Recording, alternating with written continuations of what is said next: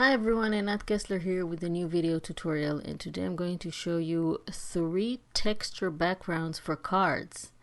So the first technique is to dry emboss, which means you will need a die cut machine and an embossing folder, and I'm going to run it through my machine. If you don't have a die cut machine, you can do it with a dry embossing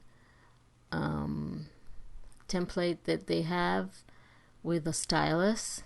It can also work. So I'm going to run that through my Cuttlebug. This is before I had another machine, but as long as you can get a raised pattern on your card, that will create texture. So you just need to insert a piece of cardstock inside your embossing folder and then run it through your machine, or like I said, use a dry embossing with a stylus. Let's run that through, and then you will see the really beautiful raised pattern that you get on the paper. Really cool. And then that will give you really amazing texture on your card.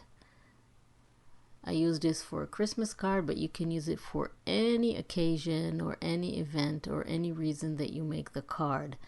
Next, I want to have that beautiful raised pattern to pop out more, so I'm just going to take a little bit of distress ink, and you can do this with your fingers or you can do this with a sponge, and very gently color only the raised parts with the ink, so that will make the pattern look even more clearly and pop out even more on that card surface. And then you can embellish it any way that you want, depending of course on the occasion that you made the card for. And this is the finished card. You can really see the raised pattern there. So the next texture background idea is for cards, of course, that's what we're making, is to use a corrugated cardboard, which basically you don't need to do anything. It already comes with a texture. And again, this is for a Christmas card, but you can use it for any type of card that you want. And that corrugated pattern that you have on the cardboard or on the cardstock really gives it much more interest to the card background, and of course lots of texture. So basically I'm cutting my corrugated cardboard to size and then adding it to my card, and this is how it looks. Really fun texture. The last idea to add texture to your card background is to add some kind of a fabric or a trim or something that is not paper. That will add a real interesting and unique texture to your card. So I have here a trim that looks like a net. You can add lace, you can add any type of fabric, and what I'm going to do is simply wrap a piece of cardstock with this trim to add the texture to my card. And again, this is for a Christmas card that I made, but you can do this. It will look really pretty on a wedding card, on an anniversary card, on a birthday card, any type of card that you want. So I'm just going to wrap it around my piece of cardstock and then secure it on the other side with some regular tape.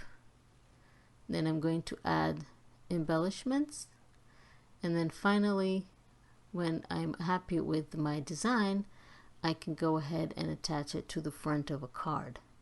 So again, it gives it a really interesting texture to the background of my card. So I'm going to go ahead and finish covering the entire panel here, the entire paper piece that I have. None of this will show because this will be attached to the front of the card. And then if you have excess, of course you can go ahead and cut that with your scissors. Really hope you like these texture background ideas for cards and that you'll give them a try. Please don't forget to subscribe to my channel and click on the little bell icon to be notified when I upload a new video, so you won't miss anything and you'll be able to follow all the tutorials and make all the projects. Just want to show you how the card looks when it's finished. This is the background, of course. This is how the card looks when it's finished. Again, really interesting and cool texture background. So let's see all the cards again, and I hope you'll give it a try. Thank you very much for joining me, and I will see you next time.